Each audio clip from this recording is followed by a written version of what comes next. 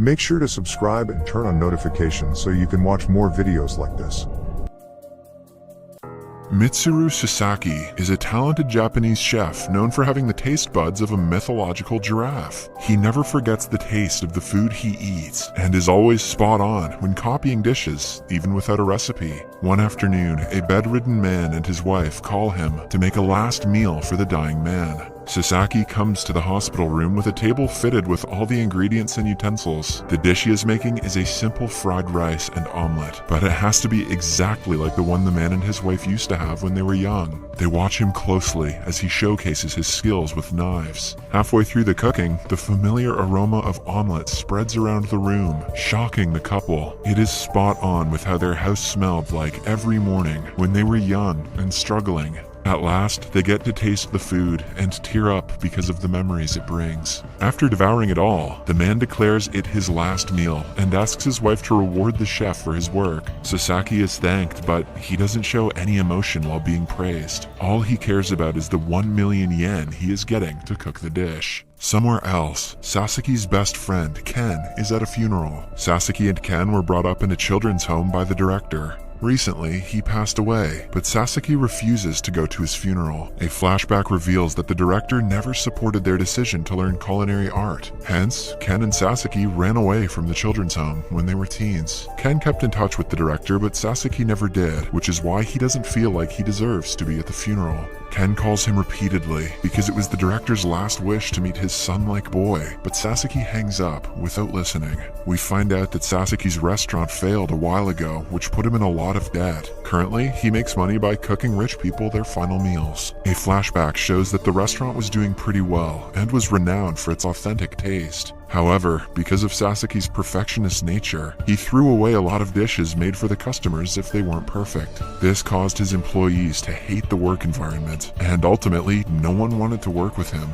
That night, Sasaki gets a call from an agent asking him to come to China to cook the last dish for someone important. They offer him 3 million yen for a single dish, a deal Sasaki cannot refuse. The next day, he lands in Beijing and meets the said important person. He is an old man named Seimei Yo, a chef respected by every Chinese culinary artist. He cooked for generals and emperors during the time of World War II and is regarded as a legend of East Asian and European cuisine. Sasaki is confused as to why someone like Yo wants him to cook his last dish. Why doesn't he cook his own damn final meal? The man introduces himself before revealing that a teacher, now Taro, taught him to cook everything he knows. Now Taro paved the way for his career and made him into who he is today. When they were in Manchuria during World War II, they created 112 dishes, each made with different flavors and different cooking techniques. They were the rarest world delicacies, but the recipes have been lost.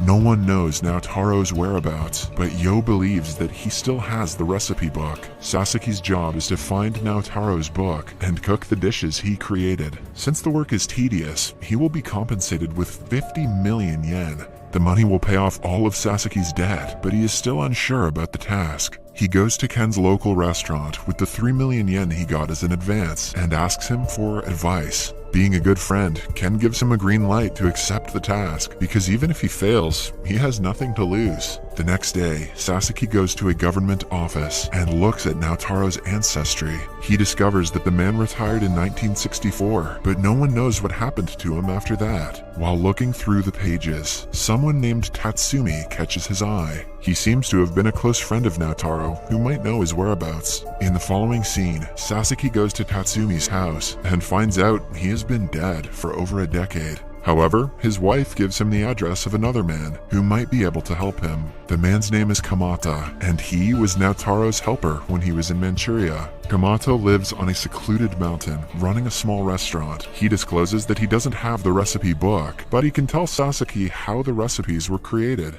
From there, the story goes into a flashback. In 1933, Naotaro, his wife Chitsu, and a young Kamata came to Manchuria for the first time. They were called by the Japanese army general who wanted Naotaro to create the best delicacies for the emperor about to visit in a few months. Naotaro was given his private kitchen with all the ingredients and equipment he needed. They were also introduced to a Chinese helper named Yo, none other than the old man who is now a retired world-famous chef. Sasaki is shocked upon hearing the name of the person who hired him. Yo was arrogant on his first day. He comments that the Japanese cannot make dishes better than Manchurians, but now Taro doesn't take it to heart. He instead asks the helper to make something for the family because they are tired. Shut up and cook, you peasant. Yo makes a famous watermelon dish and puts something special in it which he claims is a secret ingredient. After devouring the food, now Taro gets up and skillfully creates an exact replica of it. Yo tastes the food and is astonished because the chef has nailed the taste exactly, even without the secret ingredient. Now Taro reveals that he never forgets the taste of the food he eats, a unique talent he has learned over the years. Yo is much more welcoming after the incident. They start working together beginning the next day, and the first dish Yo makes is a Manchurian spring roll. Now Taro puts a twist on the dish, creating a version that suits both Asian and European taste buds. This spring roll has fish and meat inside, and is delicious. Back in the present, Kamata makes the same dish for Sasaki and asks him to taste it. Even the critical chef is blown away by the taste, but he comments that the amount of salt could be reduced. Kamata freezes in shock, as the comment sounds a little too familiar to him. Now Taro frequently used to comment that he puts too much salt in everything, back when they worked together. Moreover, he was very critical of the food he created, and threw away anything that wasn't 100% perfect, much like how Sasaki is. After Taro's first week in Manchuria, the army general is presented with the first dish he came up with. The man devours it all, and allows him to create more of such dishes. As work continues, Chitsu takes on the responsibility of being the group's photographer. She also helps her husband write the recipes down at the end of every day, but refrains from helping in the kitchen because she is pregnant. We are also introduced to the regular military chefs, whose job is to cook for the people on the base. They do not go inside the special kitchen, knowing that it is for experimental and special purposes. The chief cook and his son are always eager to socialize and grow close to Chitsu with time. One day, now Taro introduces the concept of 112 dishes, assigned to 4 respective seasons. They will continue creating new dishes and adding them to the wall, innovating and removing some in the process. In the following montage, we see them experimenting with many foods from around the world. The wall eventually fills up with recipes, and they finally make 112 new dishes. The team wants to celebrate, but now Taro surprises them by tearing off some of the dishes. According to him, their real challenge has just started, because now they have to pick the good ones out and throw away the average ones. For the next few months, now Taro immerses himself in work, but fails to come up with new ideas. Chitsu sees him struggling and advises him to start trusting his colleagues. Up until now Taro only trusted his craft and didn't believe Yo and Kamata could come up with great ideas. Chitsu knows that he can only win if he keeps this arrogance aside. A few days after that, Chitsu gives birth and passes away. Not even an hour later, the head cook finds Taro in the kitchen cooking something and calls him out for being a heartless man. Taro reveals that he is making Chitsu's favorite dish, and they enjoy a feast in her memory. Now, the responsibility of his newborn daughter is entirely in his hands. Back in the present, Kamata stops talking and gives Sasaki the address of a Russian man named Joseph. Sasaki has to go to him to hear the rest of the story. Upon reaching Joseph's restaurant, he finds out the man is dead, but his son Robert is ready to tell him anything he wants to know. Robert used to be best friends with Taro's daughter, Misa, when she was a child. At one point in history, Taro was called to cook for a Jewish exchange party, where he met Joseph. It is also when Robert and Misa met for the first time. Taro and Joseph have their differences at first, but Taro manages to impress him with his non-traditional cabbage roll dish. It has elements of Russia, Japan, and China, making it a perfect dish for meeting with people of all these nations. The meeting was highly successful, and all credit went to Taro. This marked the beginning of Taro and Joseph's friendship.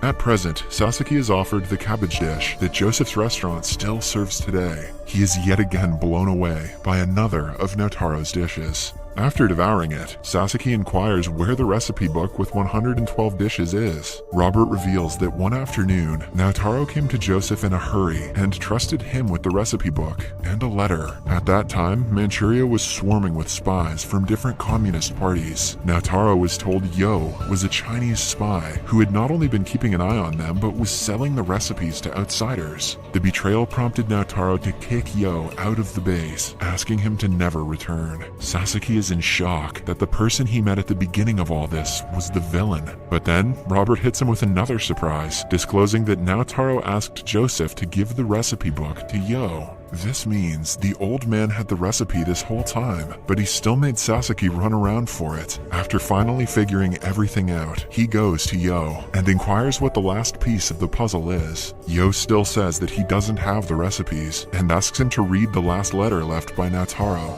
In it, Naotaro discloses that he was asked to poison the Japanese emperor when he came to feast in their establishment. The army general is being given a lot of money to do so, and is offering the same to Naotaro. If the plan goes right, they will blame Yo for poisoning the emperor because he is Chinese. Not just that, but Kamada turns out to be a Japanese spy, sent to keep an eye on Naotaro and the group. Naotaro doesn't have the option to refuse the offer, so instead, he kicks Yo out of the establishment to save his own life. However, the general doesn't give up, still asking Naotaro to cook for the emperor and poison the food. Hence, the night before the food trial, Naotaro copies a second recipe book and hands it over to Joseph. On the day of the trial, he burns the original copy of the book, angering the general because his plan is now ruined. As a result, Naotaro is imprisoned. To ask for forgiveness, Kamada tries to break his master free at last. But before he succeeds, the general shoots Naotaro dead. His daughter Misa remains with the head cook, who takes care of her like his own daughter. Soon, the Sino-Japanese war starts, and he brings his son and Misa to Japan to save their lives. Yo says that he made connections with Japanese high profiles and climbed the ladder of success. Meanwhile, Kamada went to war. Several years later, they reunite and look for Misa because she is the true heir of the recipe book. They find her still with the head cook and his son, who she calls her elder brother. She also has a little son, but her husband turns out to be dead. On finding out about her father, Misa breaks into tears and promises to open a restaurant using his recipes to honor him. Everything goes well until the day of the restaurant's opening. It lights on fire, and Misa dies trying to save the recipe book. Her poor kid screams for his mother, but she never returns. The book, however, was miraculously saved. A few days after her death, her elder brother took the responsibility to take care of her son and established a children's home for less fortunate children.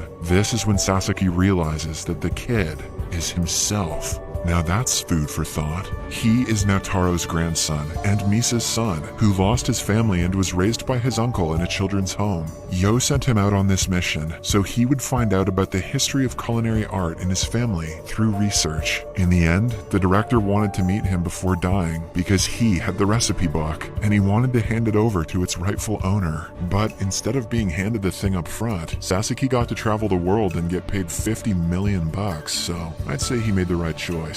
At last, we see Sasaki return to the children's home and pay respect to his uncle's shrine. He finally receives the recipe book and sees the pictures of his family on it. His uncle didn't want him to become a chef because he had seen his family suffer due to their obsession with food. In the final scene, Sasaki recreates his grandfather's dishes for the children of the establishment.